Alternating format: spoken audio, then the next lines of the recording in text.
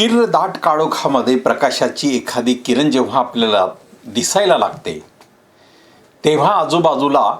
नक्कीच लवकर पहाट होईल, उजाडेल, सूर्य उगवेल आणि अंधार दूर होईल अशा प्रकारची मानसिकता माणसाच्या मनोपटलावर कायम असते. आणि हीच एक प्रकारची मानसिकता घेऊन काल बॉम्बे हायकोर्टाचे जज न्यायमूर्ती माधव जामदार यांनी दिलेल्या एका निर्णयाच्या अनुषंगानं आज प्रसारमाध्यमांमध्ये, वर्तमानपत्रांमध्येही याची मोठी चर्चा झालेली आहे. मात्र ज्या वाक्यांमध्ये हा संपूर्ण निकाल देण्यात आलेला आहे ती वाक्य त्या 7 पानांच्या निर्णयामध्ये तशी उच्चारलेली नाहीत, परंतु तोंडी या न्यायमूर्तींनी मोठ्या प्रमाणात भाष्य केलेलं आहे. आणि ही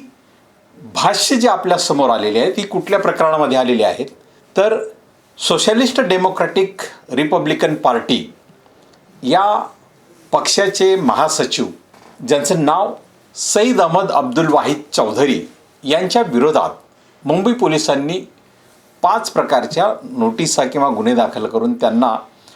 हद्दपारीची नोटीस बजावलेली होती. आणि या नोटीसला किंवा या आदेशाला, नोटीस नव्हे तर हा आदेश, या आदेशाला या सईद अहमद अब्दुल वाहिद चौधरी यांनी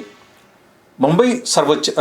उच्च न्यायालयामध्ये आव्हान दिलं होतं. आणि त्या आव्हानात्मक याचिकेवर, त्या आव्हानाची याचिका यावर निर्णय देताना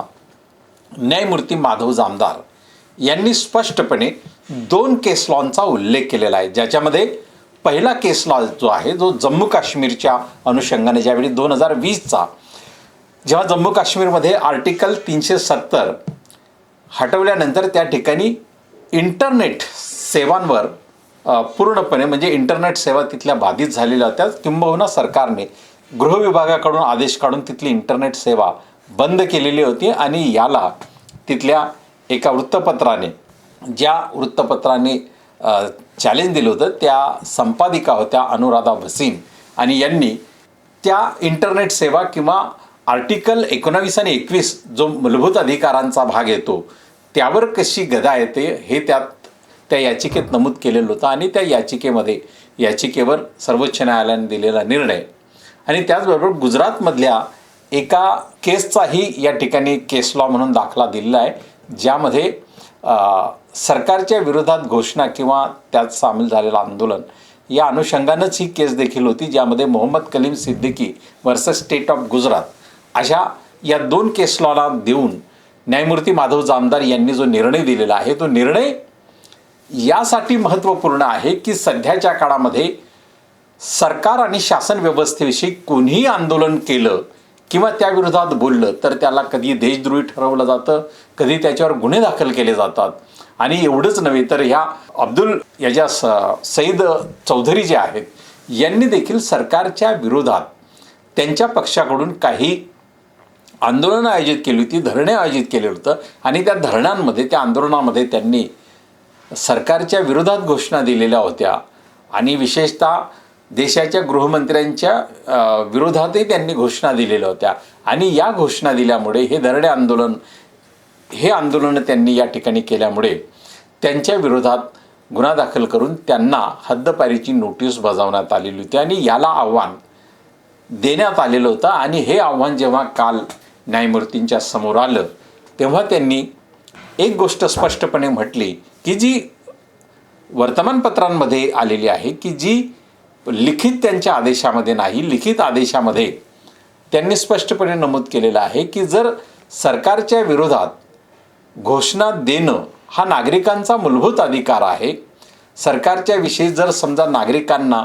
त्या भूमिका पटल्या नसतील तर त्यावर त्यांना असं वाटलं असेल की अन्याय झाला तर त्यावर त्यांना आपली भूमिका मांडण्याचं, त्यांना त्यावर धरणं आंदोलनं करण्याचा, घोषणा देण्याचा त्यांना मूलभूत अधिकार आहे. आणि त्यामुळे हा अधिकार त्यांचा अबाधित राहतो. त्यामुळे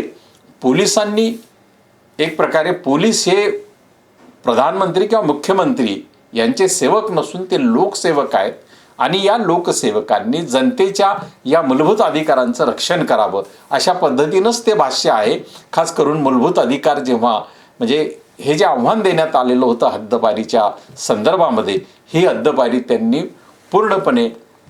ती खारीज केली, ती फेटाळली आणि पोलिसांनाच सक्त सूचना दिल्या की अशा प्रकारे नागरिकांना त्यांच्या मूलभूत अधिकारांचं पालन करत असताना त्यांच्या विरोधात तुम्ही गुन्हे दाखल करून त्या संदर्भात बरंच काही करत असाल तर हे एक प्रकारे देशाच्या जनतेला म्हणजे जे निकालपत्र आहे न्यायमूर्ती यांनी दिलेलं ते केवळ 7 पानांचं आहे आणि त्यामुळे त्यामध्ये केवळ मूलभूत अधिकारांचा त्यांनी उल्लेख केलेला आहे आणि त्या मूलभूत अधिकाराचा उल्लेख करून पोलिसांनी अशा प्रकारच्या मूलभूत अधिकारांचं हनन करणं आणि त्यांच्यावर नागरिकांवर गुन्हे दाखल करणं ही गोष्ट सर्वथा चुकीची आहे आणि त्यामुळे या प्रकरणामध्ये जो गुन्हा दाखल झालेला आहे हद्दपारीचा जो आदेश केलेला आहे तो फेटाळून लावलेला आहे आणि या संदर्भात न्यायमूर्तींनी मात्र लिखित जरी हे सगळं पूर्णपणे म्हटलं नसलं तरी आजच्या प्रसारमाध्यमांमध्ये वर्तमानपत्रांमध्ये ज्या पद्धतीनं बातम्या ज्या पद्धतीनं त्यावर भाष्य आलेलं आहे किंवा ज्या पद्धतीनं एक मॅटर आपल्या समोर आणलं गेलेलं आहे त्यामध्ये न्यायमूर्तींनी जे तोंडी आदेश जो दिलेला आहे तोंडी उल्लेख जो केलेला आहे तो मोठ्या प्रमाणात आलेला आहे. आजच्या वर्तमानपत्रांमध्ये आपण जर पाहिलं तर या अनुषंगानं चेंबूरमध्ये ज्या शालेय बसवर झाड कोसळलं त्या प्रकरणाचाही उल्लेख आहे की एक 10 वर्षाचा निष्पाप मुलगा स्कूल बसमध्ये झाड कोसळून ठार होतो आणि त्याच दिवशी आपल्या राज्याच्या विधिमंडळामध्ये जी चर्चा होते ती एका पक्षाच्या आमदाराला फोडून त्या ठिकाणी जे पद दिलं गेलेलं आहे त्या संदर्भात चर्चा होते आहे आणि मात्र नागरिकांच्या ज्या मूलभूत सुविधा अभावी नागरिकांवर संकट येतं आहे त्या संदर्भात मात्र सभागृहाचं लक्ष नाही. अर्थात यावर न्यायमूर्तींनी जे काही भाष्य केलेलं आजच्या वर्तमानपत्रांमध्ये आलेलं आहे ते न्यायमूर्तींचं भाष्य हे तोंडी असावं ते लिखित आदेशामध्ये नाही परंतु लिखित आदेशामध्ये मात्र त्यांनी जो आदेश फेटाळलेला आहे पोलिसांनी केलेला त्या आदेशाला त्यांनी नागरिकांच्या मूलभूत अधिकारांचा उल्लंघन करणारी ही कारवाई असल्यामुळे ही फेटाळली जाते आहे या शब्दांमध्ये त्यांनी आपला आदेश दिला. आणि या आदेशाचं महत्त्व असं आहे की या आदेशाचा जर या देशातल्या किंवा लोकशाहीवाद्यांनी या आदेशाला जर खऱ्या अर्थानं समजून घेतलं तर निश्चितपणे आणीबाणीच्या अनुषंगानं जो निर्णय कारणीभूत ठरलेला होता त्या काळी अगदी तसाच परखड निर्णय याला म्हणावा लागेल. तर या परखड निर्णयाची जी बाजू आहे ती चळवळी संघटना आणि पक्ष नेमकी कशी उचलतात यावर बऱ्याच गोष्टी अवलंबून आहेत. एका न्यायमूर्तीनं एवढं साहस करणं ही सहज बाब नाही. त्यामुळे या प्रकरणाची या निकालाचा आणि या एकूणच न्यायमूर्तींच्या भाष्याचा प्रसारमाध्यमांमध्ये वर्तमानपत्रांमध्ये मोठ्या प्रमाणात चर्चेचा भाग बनलेला आहे आणि म्हणून ही चर्चा एक नागरिक म्हणून आपल्या सगळ्यांना एक आव्हानात्मक आहे. या आव्हानांचं आपण या आव्हानांना कसं पेलतो